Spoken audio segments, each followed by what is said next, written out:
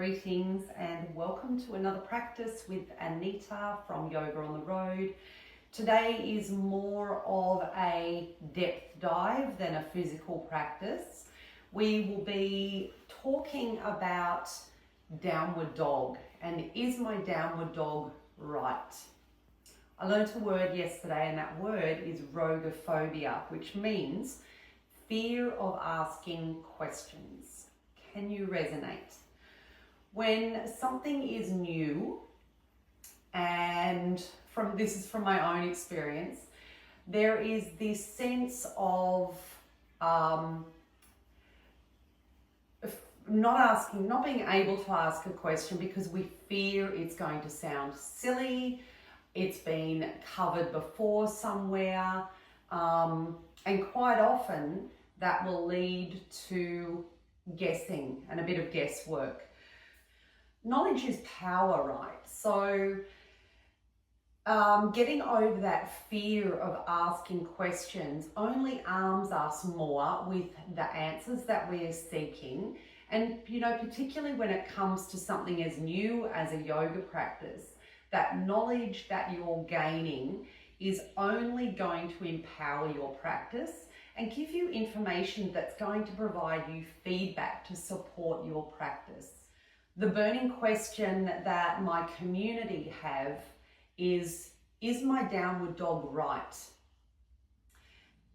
More specifically related to that transition from downward dog to plank. So quite often what my students are finding is that they're in this downward dog that feels right in their body, but when they're transitioning to plank position, they're finding that they're having to make readjustments and accommodate their body because potentially their downward dog has felt a little short to start with. So we're going to cover that. We'll look at a few options, really all having to do with how you set up your foundation. Supporting my students is really about encouraging them to find their voice, to feel comfortable to ask the questions. And if that takes a prompt from me to allow them to feel comfortable to be curious, to ask questions, to want to know more, then I feel like that's a real win. It gives them a new learning tool, really. So I advocate encouragement as a teacher to a student because there can be a lot of pitfalls in yoga, and if we're not prone or susceptible to asking questions, then quite often it's way easier to give up that practice. So ask away, but have fun delving with me during this practice today.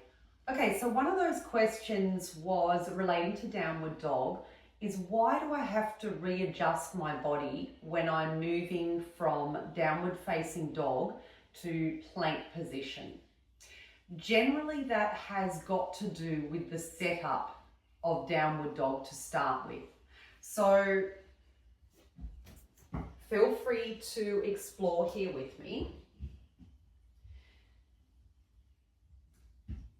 Generally, people will come to a tabletop position with their hands or wrists stacked beneath the shoulders, knees stacked beneath the hips, and then you're generally guided to downward dog from this tabletop position. So you might tuck your toes under, press down firmly into the mat, have a feeling of sliding the hands up the mat as you push forward.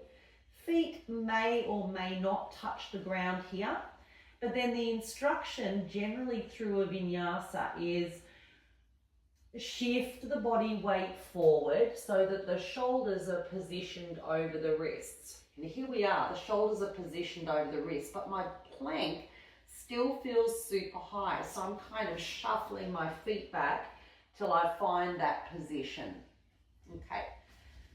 You may have been there, you may not. So let's talk about how we can make adjustments for that so that when you move from that position to plank pose, you're more likely to end up in the proper alignment.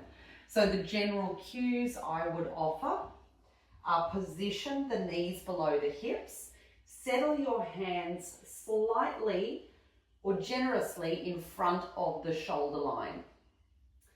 Tuck your toes under, press your hands forward and up your mat or have that feeling, and then settle the hips up towards the ceiling. Downward facing dog. As you inhale, shift the body weight forward so the shoulders are positioned over the wrists, and straight away you can see I'm having to make less of an adjustment, if at all. It might be tiny here. And then I've got the option to move down through chaturanga to upward facing dog, back to downward facing dog, etc., etc. So play around with that. The positioning, once you find the positioning of the hands and the knees, then you start to have an awareness in your body of what downward dog feels like, and you'll generally go to that naturally. Another question that comes up around downward facing dog is, should my shoulder blades be drawing together or apart?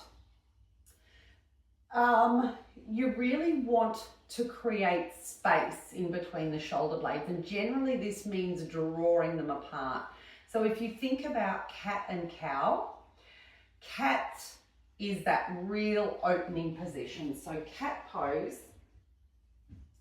is where we create space in between the shoulder blades, whereas cow pose is drawing the shoulders together and onto the back. So this is where we retract the shoulder blades. If you try with me, come into cow pose, have a feeling of drawing the shoulder blades strongly together, tuck your toes under, and try shifting from here to downward facing dog.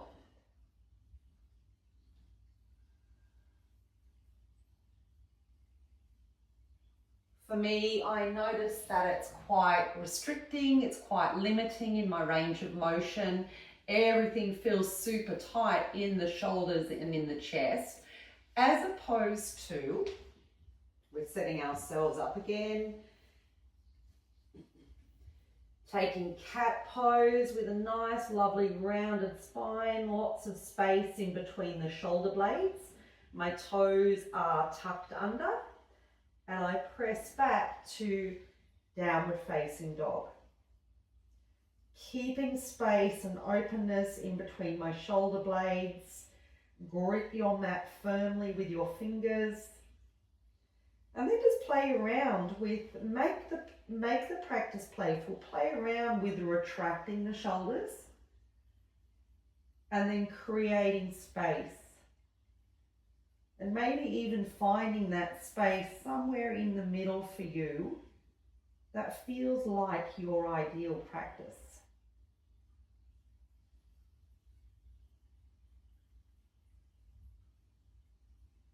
Gently come down.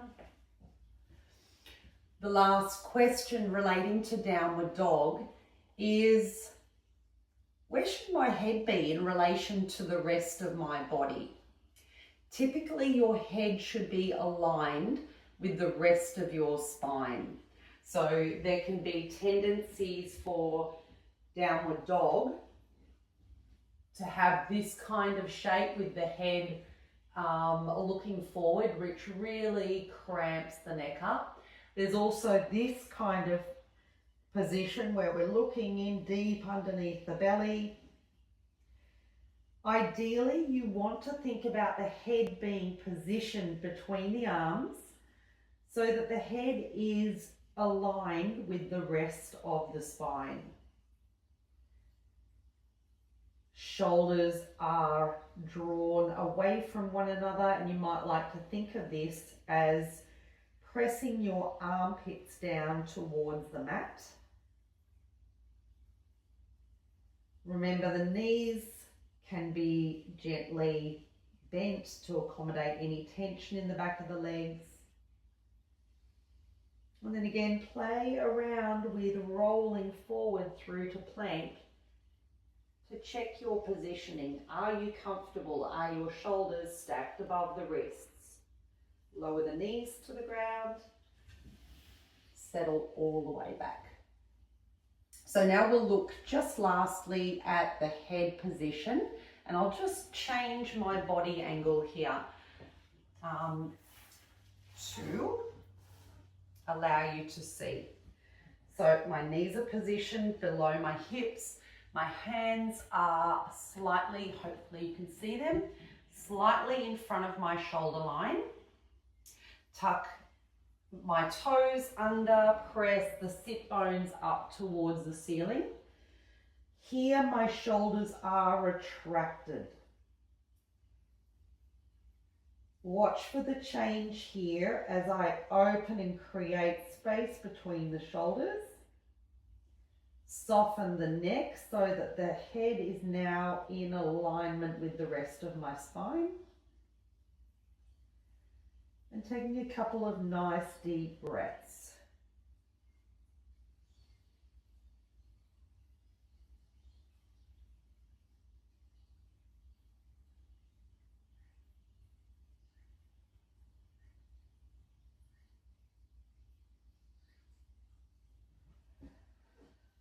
Slowly come on down. This pose is considered a restorative pose, and initially it might not feel that way, but using all these little steps to refine your downward dog is definitely a way to grow your strength, grow your endurance, grow your practice of downward facing dog. The last thing I did want to mention here is that there's this real feeling of, or not feeling, there's this real kind of urban myth, I guess, about downward dog having to be this pose where you have your heels like rooted down into the ground. And if that's ultimately what you're after, then that's all well and good. Shorten your downward dog. Do whatever you need to get your heels down to the ground. But a lovely way to have that sense or to have that feeling of having your heels connected to the ground is to place a prop down towards the end of your mat. Tuck the toes. Have them flush up against the edge of the blanket roll. Take your hands in front of your shoulder line. Let's just move through a cow pose by breathing in, drawing the belly down towards your mat. And a lovely cat pose where we're creating nice space in between the shoulder blades. From here, lift up. Keep the shoulders drawing apart from one another. Sometimes that can help by repositioning the hands, so dialing the hands slightly outwards.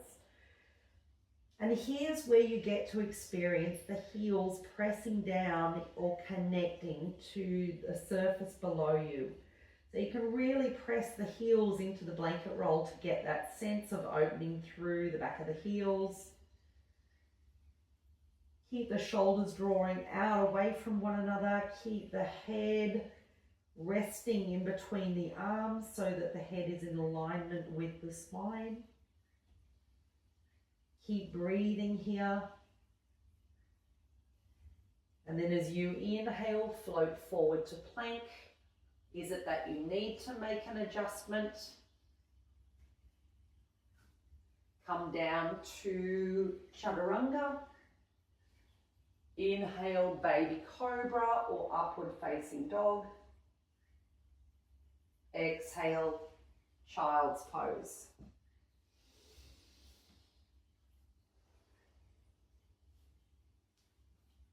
Stay here as long as you need. Thank you for joining me today for this very short tutorial. I hope you have enjoyed it.